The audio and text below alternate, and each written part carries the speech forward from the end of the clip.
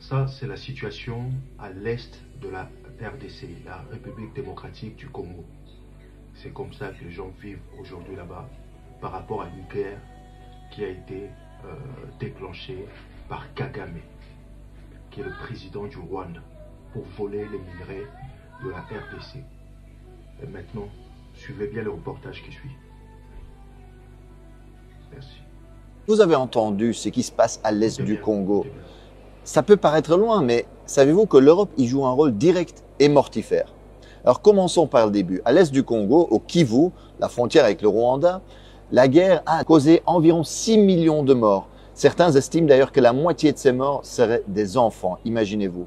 Alors aujourd'hui, on parle surtout du groupe dit rebelle du M23 qui déstabilise la région. Et en fait, avec l'aide du Rwanda, ce groupe occupe aujourd'hui une partie du territoire congolais. Et le rôle du régime rwandais est fondamental. Les Nations Unies ont constaté que le Rwanda ne livre pas seulement des armes ou de l'argent, mais a même des soldats sur place. Le secrétaire général des Nations Unies, Antonio Guterres, a d'ailleurs appelé le régime rwandais de Kagame à cesser de soutenir le M23 et à se retirer du territoire de la République démocratique du Congo. Parce qu'il s'agit vraiment en fait d'une violation de la souveraineté du Congo et du droit international. Et que va chercher le régime rwandais en République démocratique du Congo? En fait, cette région est hyper riche en minerais.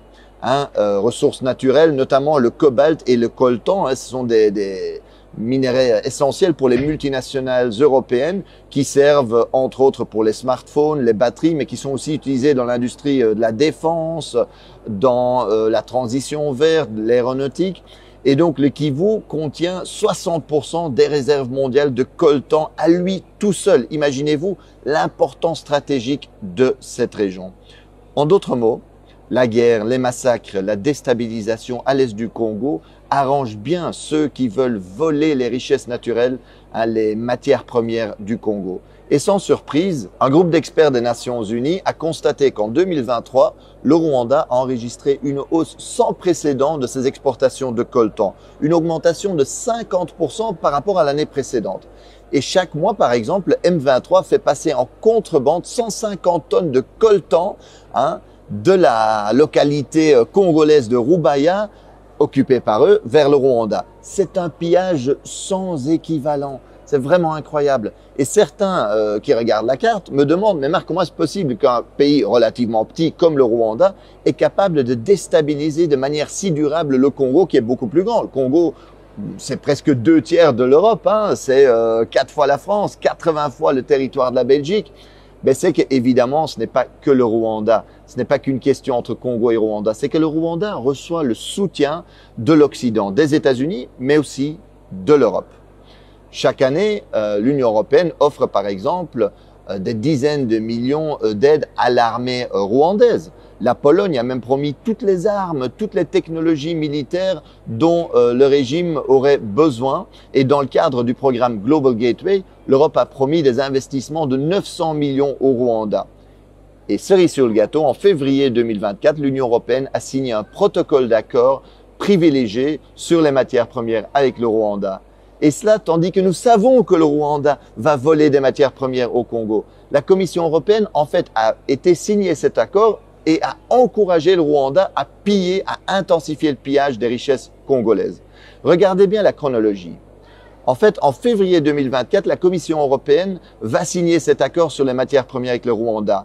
Et à peine 2 mois plus tard, en avril 2024, le M23 occupe la localité de Rubaya, qui représente 15% de la production mondiale de coltan, minerai stratégique. Chaque mois, aujourd'hui, 150 tonnes de coltan passent de là-bas vers le Rwanda, dans les mains, sans doute, de multinationales. Le vol et le pillage, c'est ça l'impérialisme concrètement aujourd'hui. Et d'ailleurs, il y en a qui rêvent d'occuper durablement l'est du Congo en coupant le Congo en petits bouts. C'est ce qu'on appelle communément la balkanisation pour mieux voler les richesses et les ressources du Congo au profit des multinationales occidentales. Dans le Financial Times, l'expert Jason Stearns est clair. Cette guerre pourrait se terminer relativement rapidement. Il rappelle qu'en 2012, en fait, le M23 avait été battu. Et ce n'était pas seulement à cause de l'action de l'armée congolaise et de ses alliés du Sud. hein, qui avait battu militairement les M23. C'est aussi parce que les soutiens internationaux du régime rwandais avaient suspendu son financement. Hein, et que donc, eux, ils avaient dit, voilà, à cause du rôle que vous jouez au Congo, ben on ne va plus vous financer. Barack Obama avait appelé Kagame pour lui dire d'arrêter les M23. En d'autres mots, si l'Occident aujourd'hui ne sponsorisait pas cette guerre, elle pourrait prendre fin très rapidement. Et on pourrait éviter, on aurait pu éviter déjà beaucoup de ces morts, beaucoup de ces victimes innocentes aujourd'hui en Congo. L'impérialisme aujourd'hui, le vrai visage de la politique étrangère et commerciale européenne en Afrique, c'est ça. Et quand la Russie envahit l'Ukraine, l'Union européenne parle du droit international, à juste titre. Mais quand son allié rwandais vit la souveraineté congolaise, commet des massacres, elle soutient. Comme quand Israël occupe la Palestine, le Liban, la Syrie, l'Union européenne se range du côté de l'agresseur. Alors aujourd'hui, faisons pression sur les dirigeants européens parce que ce n'est pas acceptable que l'Europe joue ce rôle-là. Alors il est possible aujourd'hui de faire pression, c'est nécessaire pour que l'Europe arrête sa complicité avec les crimes sur place.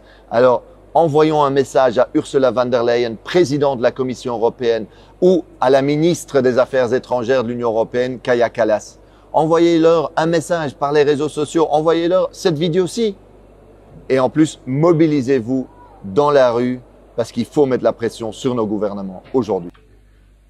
Alors, donc là, il y a 2 poids, 2 mesures.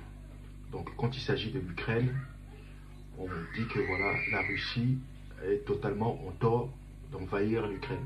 Mais quand il s'agit du Rwanda, qui est un partenaire de l'Europe, parce que comme monsieur l'a si bien raconté, ils ont signé un contrat pour les minerais de la RDC qui est volé par le Rwanda. Donc l'Union européenne a signé ce contrat avec le Rwanda. Et donc là, on ne parle pas de crimes de guerre, etc. Le Rwanda est aujourd'hui premier exportateur des minerais qui se trouvent à la RDC alors qu'il n'en a pas sous son sol. Donc c'est tout simplement du vol et ça fait 30 ans que ça existe tout cela. Voilà. Donc merci de partager cette vidéo un maximum. Merci de faire du bruit dans les réseaux sociaux. À la prochaine. Restez connectés.